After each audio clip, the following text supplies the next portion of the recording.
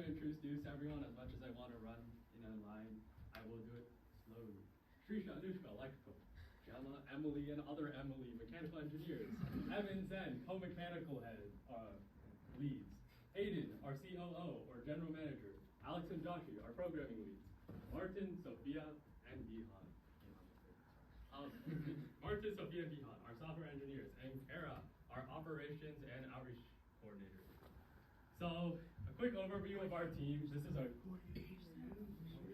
That's important. So I'm Vishal, CEO of the team, and I'm an electrical engineer as well. So our team, this is our third year competing. We're from San Mateo, California, from Aragon High School, and we're really excited to be sharing our ROV with you today, and we're also really excited to be competing.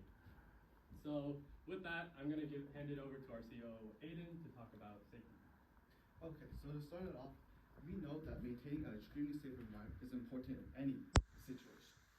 As shown, we have thruster guns, for example, that can help block. I don't know how to do this thing, but we won't talk about that. But other than that, we know that safety features are extremely important. For example, using clamps, simply just like not cutting your fingers off. That really helps with ensuring that our environment is safe. Thus, we have a set of safety standards that we implement. We post throughout our classrooms, workshops.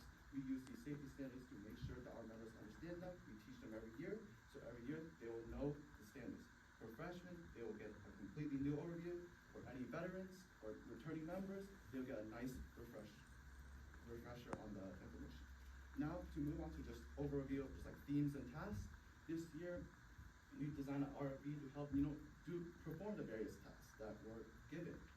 These various tasks are challenging, yet we were able to make an ROV that could execute them. We know that, simply speaking, the environment is extremely important and that a clean and healthy planet is what we strive to achieve.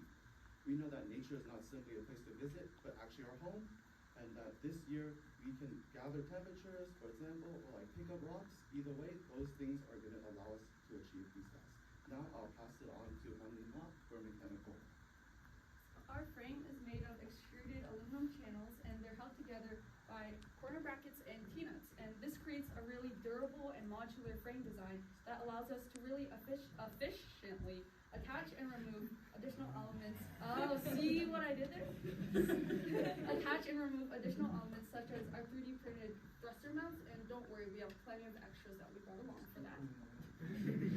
And then finally, our claw is able to be slided up and down so that users can adjust it in the camera view as they wish. And initially, when we were creating our frame, we had some troubles with finding the right products, and we accidentally bought very low quality L brackets that got stuck inside of our channels. It took hours of hammering and hammering and hammering to finally get out. So we will definitely not be buying random products like that ever again. And thankfully, our new and improved corner bracket and T-nut system is fantastic. Now I'll be passing it to Emily to talk about our waterproof housing. Thank you, Emily. You're welcome, Emily. So we chose to use a 6-inch AUV Blue Robotics watertight housing this year with one aluminum end cap with pre-drilled holes and the other end cap being polycarbonate so our camera can see through it. For our cables to run through the housing, we used a combination of wetling penetrators, potted penetrators with Loctite marine epoxy, and vent plugs for the holes that were not being used. In previous years, we chose to build our watertight housing using a polycase housing, but unfortunately, last year, a week before competition, our plastic shattered, causing water to leak in and almost killing our entire ROV. To test our watertight housing on land for leaks, we used a mixture of pressure and vacuum with a soap water solution, which was taught to us by one of our mentors. And we also always ensure that our ROV is turned off, all electronics are turned off before testing to ensure the safety of our members. Now I will be passing it to Shrisha to talk about our tether. Our tether is composed of 3 cables, which makes it lightweight and easy to manipulate. The blue Ethernet is a Cat6 Ethernet, and it's in charge of transmitting camera feed and also communicating with the on-bot Arduino.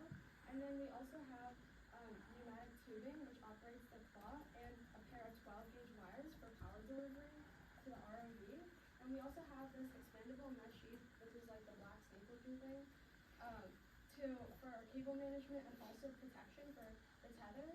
And while we were testing the tether, we noticed a lot that the tether was pulling back on the ROV because it wasn't buoyant enough. So we periodically attached pool noodles along the entire tether so the tether could remain on top of the ROV and remain buoyant so it can move easily. And now I'll be passing off to Anushka to talk about the strain relief. Yeah, so for strain relief, this year we opted for flex-style strain relief cable connectors. This was for two reasons. First off, we had already had experience working with this type of strain relief in the past. We used it last year, so it was much more comfortable. Second off, this flex style ensures that there's less wire bending, so while the wires still can move around, they are not, they have like more bend relief. So for our strain relief, we basically took our wires, specifically the Ethernet pair of power wires and the pneumatic wires, we put them through strain relief glands and attached them to a sheet of polycarbonate on the top of the ROV. We drilled many holes into the ROV just because we didn't want to have unnecessary drag. And now I'll be passing it on to Zen to talk about the claw. Yeah, so Megalodon ROV really puts an emphasis on themes of functionality and simplicity, and I think a great representation of those themes is our claw. And our claw is very simple. It only really requires 2 3D prints and a pneumatic cylinder. And on land, we control it with a bike pump and a switch. Very simple, that's it. And with that testing system, we were able to periodically add various improvements month by month, and now we got it to its perfect form. Isn't it so beautiful? So one of the problems that we did actually run into is that the 3D print can get pretty slippery underwater. So one of the solutions to that was adding a rubber foam stopper in the middle, or sorry, in between the 2 fingers, so that it ensures a better grip. Now I'll be passing it on to my other co-lead. Megalodon ROV emphasizes a cost-efficient focus in material selection. For example, we use 3D printed parts for their speed of design, flexibility of design, and affordability that other plastic machining fabrication techniques could not be able to do as fast. Furthermore, as part of our greater robotics club with an FRC and FTC team, we repurposed old aluminum channels to allow us to create the frame for ROV. However, although we emphasize cost effectiveness, we also put a high emphasis on the quality of our parts. As Emily was mentioning earlier, last year our poly case cracked, so we opted to be donated a Blue Robotics AUV housing due to more reliability and creating a more efficient testing process. This also leads to my next talking point, which is mechanical troubleshooting. Obviously, ROVs don't work perfectly all the time, unfortunately. So, in order to solve those problems that arose, we implemented a 4-step process. The first step is analyze. We analyze what went wrong and where in the ROV went wrong. Next, we would plan. We would create solutions to solve these problems and think about them, like draw up how we can implement them. This leads into the next part of this step, which is implementation. We would implement the solution and test it out and see how it works. And then, once we test it out, we would analyze once again, see did the solution work, did it help solve our problem, and did it make a more effective ROV. To do this, we had a consistent and frequent testing schedule of nearly 4 to 5 times a week towards the end of build season, and 1 to 2 during off season. Next, I'll pass it off to Vishal to talk about electrical and programming troubleshooting. Amazing, it's me again. So, electrical troubleshooting, pretty simple. We just go connection by connection. For example, there's this one time where our ROV had been working perfectly for weeks, but then all of a sudden the power just could not turn on. And when we went connection by connection, it turned out that the power cable had actually corroded, and we noticed because we had tested literally everything else first, and also because of the white powder from the corrosion. And for programming troubleshooting, it's kind of similar, going unit by unit, code by file by file. So before integrating it into the main project, we make sure that the file works on its own, and then we make sure that it integrates seamlessly with the main project. And now I'll pass it on to Shrisha. So electrical takes a lot of problem solving because it's the bridge between programming and mechanical. So especially when we or the other teams, or especially when mechanical is adjusting our camera, we have to slide out the entire electrical system to access the camera. So we decided to cut an anti-static bag to be like in a sliding mechanism underneath all the electrical stuff inside. So when we slide it out, it can all come. And then we also Velcro the KVM extender to the anti-static bag so it all comes out as once. And we also learned that on the tech bulletin released by the competition about guaranteeing the connections in the Arduino.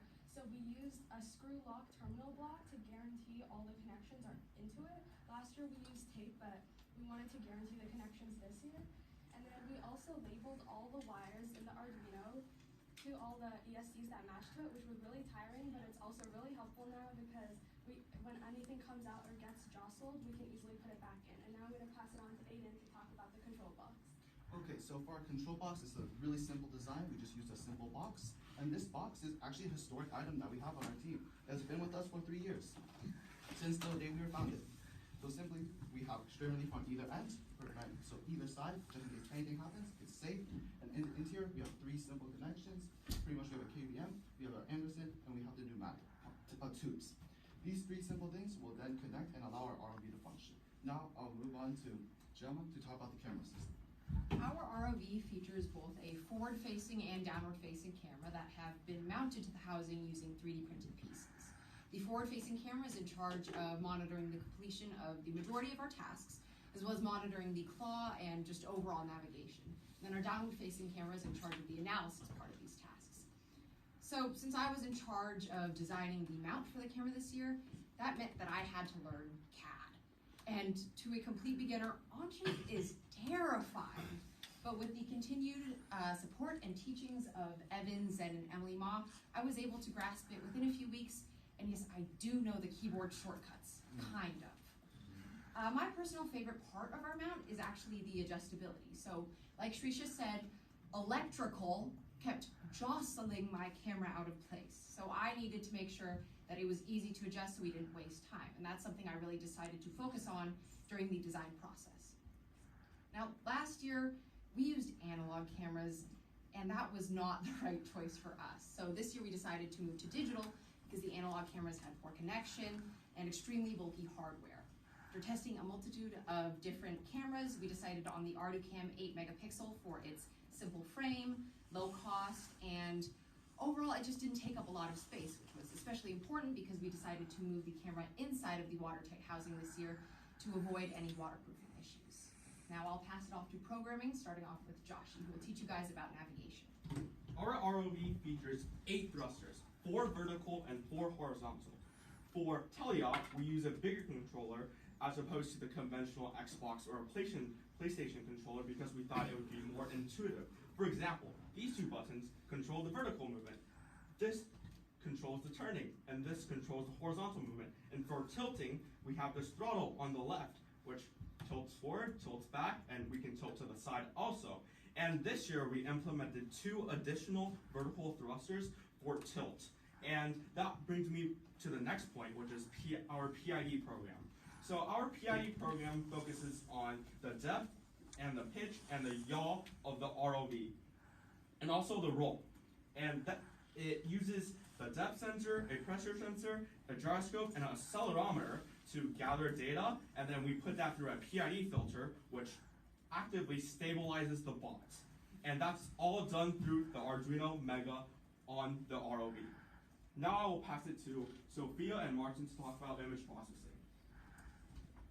Okay, so accounting from our mistakes from last year, from the GUI and the many softwares we're running, we decided this year that we're going to make a user-friendly autonomous software, especially for the coral transplant task. So this task would allow us to follow a line that has a specific color. So we decided to use a color picking mechanism to pick a color from anywhere from the screen and make sure that we repeatedly check the color in the middle of the center of the screen.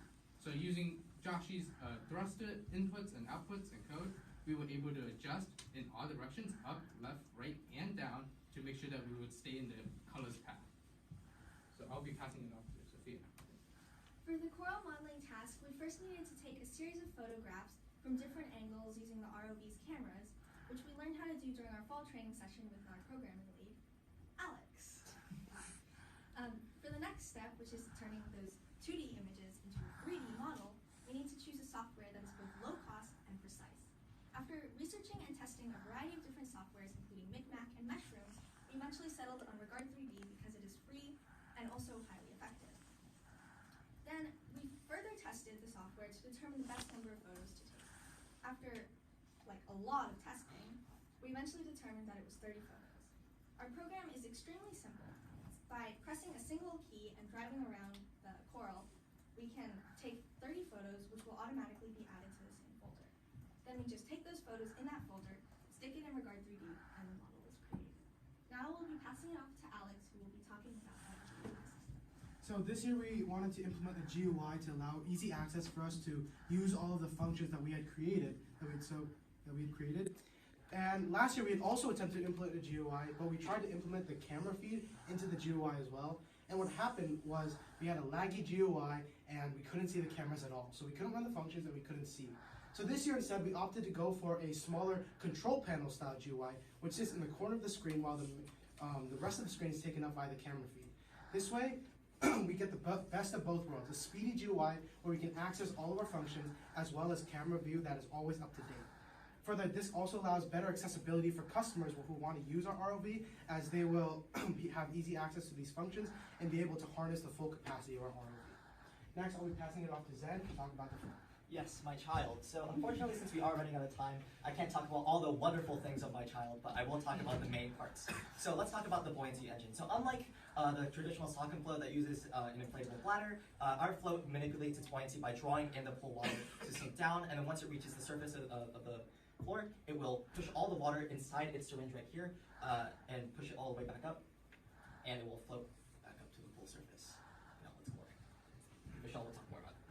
All right, so the buoyancy engine, the pushing and pulling is due to a linear actuator. We control that with the Arduino and an H-grid motor driver. The motor driver allows us to control the protraction and retraction of the linear actuator, and the Arduino just lets us control how much time it's retracting, how much time it's protracting.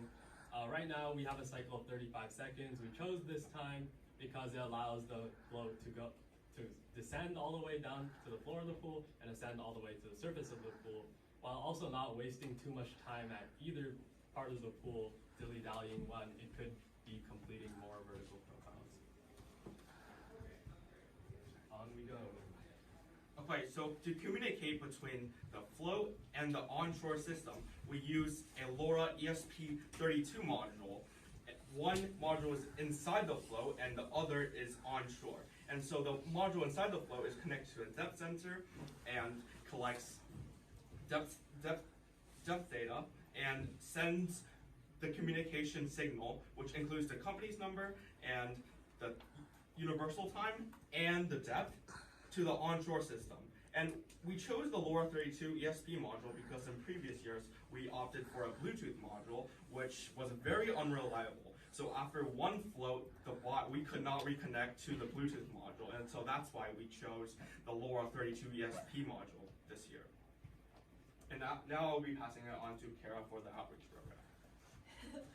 Okay, so Megalodon ROV operates under the direction of Aragon Robotics, a high school organization based at Aragon High School. So Aragon Robotics has 3 technical teams, including Megalodon ROV, and 3 business teams. So now I'm going to pass it off to Vihan to talk about what we do with Aragon Outreach. Since its founding, Megalodon ROV has introduced upcoming students to STEM through our open house at Aragon, and we also want to advertise to the current students. So we have this up fair at Aragon where we talk about our robot and our team and stuff like that. We also have informational sessions to prospective employees so that they can get a better understanding of the company's culture and work style. And we also have community nights and exhibition for parents and families to know what their child is doing in the team, whether it's technical or community work. We also partner with our Aragon outreach team to do exhibitions. We did 9 this year. And we also partnered with them to do first LEGO League workshops where we help little kids make LEGO robots and present it to their friends. And we also help Boy and Girl Scouts earn their STEM badges with workshops as well. So in the past, we have collaborated with Aragon Outreach to host events, but this fall we are going to start our very own initiative, May Our Reach. So we want to engage local middle school students in STEM, so we will be hosting weekly workshops, giving them an overview of the May ROV competition. And we are really excited to start this program as it'll give local middle school students the skills for robotics, ocean engineering, and creating ROVs. Isabel Vihan for donor acknowledgements. We'd like to thank the Megalodon ROV family members for supporting us with resources and monetary stuff. Sorry. Just money is fine. Okay, so we have some shout-outs are the Huang family for their supervision, the Lowe family for their mentorship, and the Donamudi family for their garage workspace. We'd also like to thank CSM for letting us test out their pool. Okay, so CSM is College of San Mateo. Unfortunately, our high school does not let us use their pool for whatever reason. But the College of San Mateo does. Anyway, quick correction about the outreach. We would like to do 9. We actually only did 3 where we were little. So, yeah. But anyways, that's all, and we are ready for Q&A. Thank you. That when we're not using the controller to move up and down, the bot maintains the depth that it's at.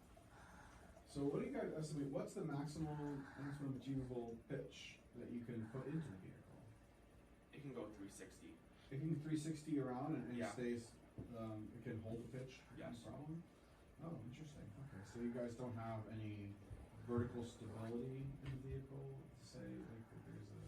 It's actually you intentionally trimmed it so that it could be flipped over in any direction. Somewhere. You built yourself a really 6-degree of freedom vehicle. So, I've got more questions. You talked about software troubleshooting. What tools did you use for that? Stack Overflow. Stack Overflow. Also, we just use print statements here and there. Like there are like sophisticated debuggers, but debugging tools, but those aren't really necessary. We felt like when we have print statements that are much easier to use, faster to use. And of course, since a lot of the tasks are new, when we do program, we do a lot of research, and we research our errors and we document them so that for like years after, we know that how to solve certain problems that we have with our robot now. And then also, like as trainees, we try to solve the problem ourselves, and then if we like couldn't, then we ask for hints from our leads. What was your greatest technical challenge this season? Our greatest technical challenge this season was most definitely the buoyancy. We were until this. It was actually pretty good at the start when we didn't have the strain relief on, but as soon as we put the strain relief on, it got very problematic very quickly. Initially, like others have said, the strain relief was on the back, and we've learned since then that that's generally bad practice for ROV building. It gets in the way of things. So we put on the top instead. There's also foam right on the strain relief. That's just to help the hydrodynamics of the ROV, and of course, obviously the buoyancy of the ROV. Yes, biggest technical challenge, most definitely the buoyancy and the tether interfering with the bots. One thing you guys identify as a technical challenge and be able to do exploration here is the fact that you have all your electronics kind of stuffed in the main housing, right? I noticed some mechanical loggerheads, as we say in the hermitage industry, kind of over there. What could you have done to make that? You did some work to stabilize the camera in the front. I see a picture that you have for that. What are the innovation was to put a bag in there so that kind of all the stuff just got dragged in and out. Is there any other way you would tackle that with more time? I think one of the ways, and this just has to do with actually opening the housing easily, we did buy an air pressurizer, so all you have to do is stick that in, turn it on, and then the end cap just kind of pops out. Other than that, I found that the aluminum bag actually worked very well. I'm very new to this. I'm new to all these wires, so I was constantly terrified of, I'm just gonna rip everything apart. But with the bag, I was able to all pull it out as one large piece and then stick it back in as one large piece. So I felt personally more comfortable working in the bot, and that just made everything go by much quicker. I was trying to understand if your window is foggy or not, or if that's extra adhesive on it. Is it a little foggy in there, in the front? I'm pretty sure that is adhesive. Oh, okay. Yeah, we use adhesives to stick the camera mounts in there, and so I see. it's possible that it's just stuck to the front. Okay, good. Well, I was worried for you. What was your most significant management lesson that you learned? Well, I think the biggest management lesson for me, I think there are many times throughout the, or I'm a new leader, so many times throughout the season I felt overwhelmed with managing so many people. Initially I thought like when people talked about managing so many people, just like an empty platitude, like, you know, it was kind of just a simple like, just put it on the spreadsheet and they'll do it, right?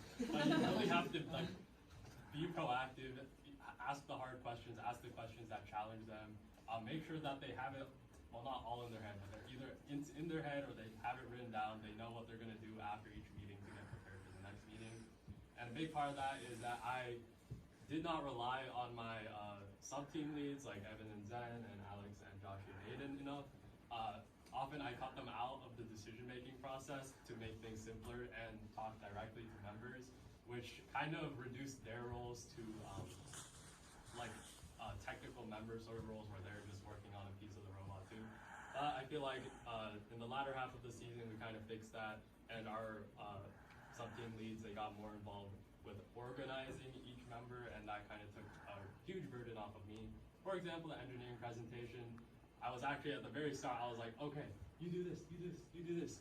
Eventually I was just like, you know what, my sub-team leads, they're pretty cool, I'll trust them.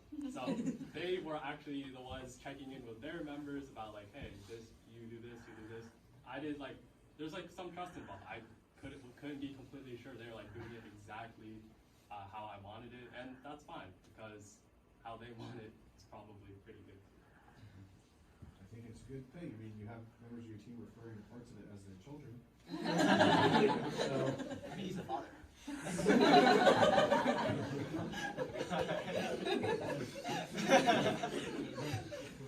Quick question, did you have a temperature sensor on here? We did not. Okay, we didn't. We're almost out of time. Do you have any questions for us? How's Monterey?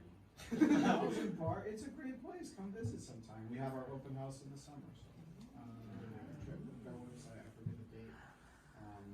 But yeah, and check it out if you want to see ROVs big and small. They will be there on display. And yeah, always a good time to check us out. And for those of you going on to college, we do have internships on the summers and stuff like that. So if you're interested in kind of research review, we always publish the timeline for that. So you know is I think we publish the projects in like November. You have to have your application by like January.